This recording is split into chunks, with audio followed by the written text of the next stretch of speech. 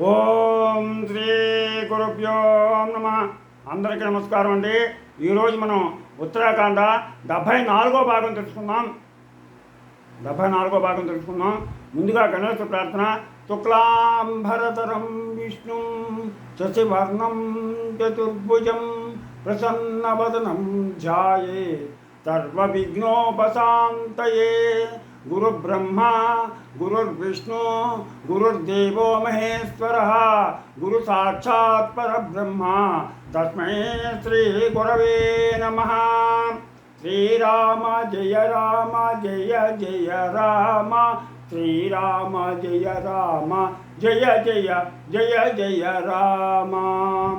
శ్రీరామ రామ రామేతి రమే రామ మనోరమే సహస్రనామ తత్తుల్యం శ్రీరామనామ వరాననే. హరి ఓం. ఈరోజు ఉత్తరాఖండ 74వ భాగం తెలుసుకుందాం. ఈ విధంగా మునులందరినీ గౌరవించాడు. రాజునకు దీవెనలిచ్చి కొలువునందు తగిన ఆసనములందు కూర్చుండగా రఘురాముడు చేతులు జోడించి కాత్యాయన, మార్కండేయ, మౌద్గల్య, గౌతమ, జాబాలి, కాశ్యప, వామదేవులను, వశిష్ఠుని, దేవముని అయిన నారదుని, మంత్రులను, పౌరులను చూచి బ్రాహ్మణుడు వాకిట కట్టుబడిన విధము అంతయు తెలియజెప్పి ఇట్లెందుకు జరిగింది చెప్పుడనగా ఆ రాజు యొక్క దీనమైన మాటలను విని నారదుడు మునుల ఎదుట ఇట్లు చెప్పెను. రాజా, బాలుడిట్లు మరణబాధ చంద్రులకు కారణము చెప్పెదను. దానిని విని దానికి తగిన ప్రతిక్రియ చేయుటకు మనస్సునందు తలంచుకొనుము. పూర్వము కృతయుగమున బ్రాహ్మణులు మాత్రమే తపస్సు చేయుచుండేవారు. బ్రాహ్మణుడు కానివాడు తపస్వి ఎందునూ లేడు. ఆ యుగము బ్రాహ్మణులే ప్రధానులుగా కలతై తపస్సు యొక్క తేజస్సుచే ప్రకాశించి అజ్ఞానరహితమై ఒప్పగా జనులందరూ జ్ఞానవంతులను మృత్యురహితులై ఉండిరి. రాజా, తరువాత త్రేతాయుగము ప్రవేశింపగా మానవాళి వపుష్యవంతమైన కారణమున మనువంశపు రాజులు దేహబలము కలవారు చేత క్షత్రియులు తపస్సు చేయనారంభించి మునుపటి కంటే తపశ్శక్తి చేత బీజవంతులైరి. అయినను పూర్వుల కంటే తక్కువగానే ఉందిరి. క్షత్రియులు తపస్సున కృతయుగమైన వారులను మించజాలరైరి. రామచంద్ర, త్రేతాయుగమున ఉన్న మహాత్ములకు రాజుల కంటే పూర్వరాజులు మిక్కిలి వీర్యవంతులు తపోధికులున్నై ఉండిరి. పూర్ణ బ్రహ్మ జ్ఞానము గల వారొకటి చేత త్రేతాయుగమున క్షత్రియులను బ్రాహ్మణులను తేజస్సుతో సమాన బీజము గలవారే ప్రకాశించిరి. వారిలో ప్రఖ్యాతముగా ఎక్కువ తక్కువలు చెప్ప సత్యము కాకుండాను అప్పుడు 4 వర్ణములకు అనుసరింపదగిన మంచి పద్ధతులను చెప్పిరి. అప్పటి విశిష్టులు వాటిని నిలిపిరి. 2వ యుగం ప్రారంభం కాగానే భూమి యందు ధర్మము ఒక పాదం ప్రవేశించను. త్రేతాయుగమున క్షత్రియులు దేహపుష్టి దేహశక్తి కలవారే బ్రాహ్మణులతో ఏమి పని అని స్వతంత్రించి తపస్సు చేయితే బ్రహ్మజ్ఞానం కొరతబడను.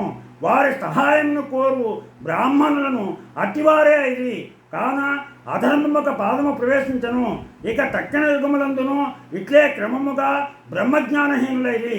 ఆ ఆపదచే మోహమతులై జనులందరూ తేజస్సును పోగొట్టుకొనిరి. కృతయుగమునందు బ్రహ్మజ్ఞానం ఎక్కువగా ఉండుట చేతను మహిమ హెచ్చుగా ఉండుట చేతను మనస్సు శ్రేష్టమైన విజ్ఞానముతో ఉండుట చేతను లోకులు ఎందునూ అనృతము పొందలేకుండరి. అనృతం అనగా సేద్యము.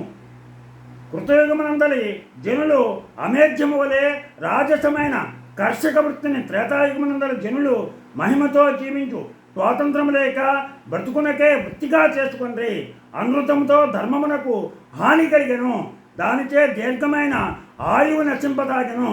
ఆయువు తరుగుడిచే భయపడి సత్యధర్మ ఆసక్తితో శుభములను జరుపుతుండేది.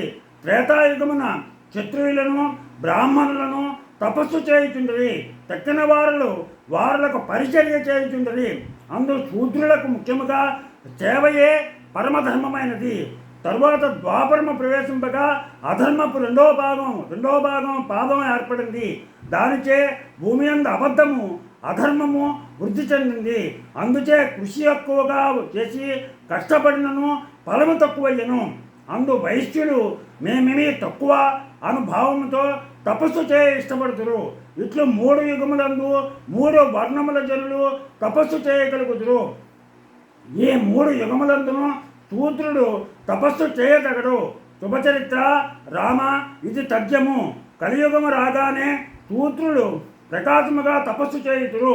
ఓ రాజా, ఆ పాప ప్రవర్తన ద్వాపరమునందే ప్రారంభమైనతో అది ఎంత ఘోరమో చెప్పనేలా. ఓ పృథ్వీపతి, 4వ జాతి వాడొకడు భూమిపై ఇప్పుడు తపస్సు చేయుచున్నాడు. అదియే ఇట్టి అకాల మృత్యువునకు కారణమైంది. ఆ పాపాత్ముడెవ్వడో నీ రాజ్యమునందు ఉండుట చేత ఈ బాలకుడు మృతి చెందను.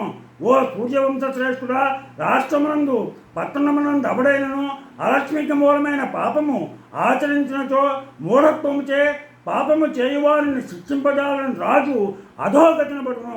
ఓ రాజా, తపస్సునందును వేదాధ్యయమునందును పుణ్యకర్మ సమూహములందును తానెల్లప్పుడూ 6వ భాగం తీసుకొని రాజునకు ప్రజలను ధర్మముగా నేలకుండడు తగున.